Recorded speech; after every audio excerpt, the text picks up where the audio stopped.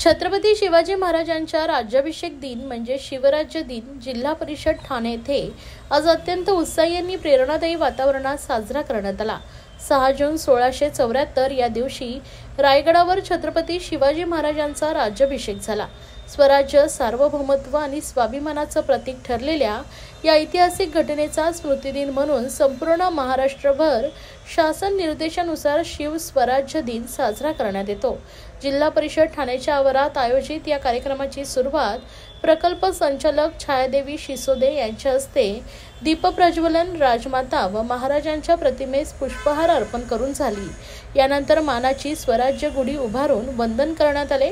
उपस्थितांनी राष्ट्रगीत व राज्यगीत गायन करत छत्रपती शिवाजी महाराज की जयच्या घोषणांनी परिसरात उत्साही वातावरण निर्माण केले। यावेळी मार्गदर्शन करताना प्रकल्प संचालक छायादेवी शिसोदे म्हणाल्या, छत्रपती शिवाजी महाराजांकडून मिळणारी प्रेरणा ही आपल्या प्रामाणिक आणि चिकाटीच्या कार्यपद्धतीची मूळ प्रेरणा आहे। प्रत्येक अडचणीवर मात करत कार्य करत राहणं हेच खरं शिवस्वराज्य साध्य करण्याचं माध्यम आहे। त्यांनी उपस्थित सर्वांना शिवराज्याभिषेक दिनाच्या शुभेच्छा दिल्या।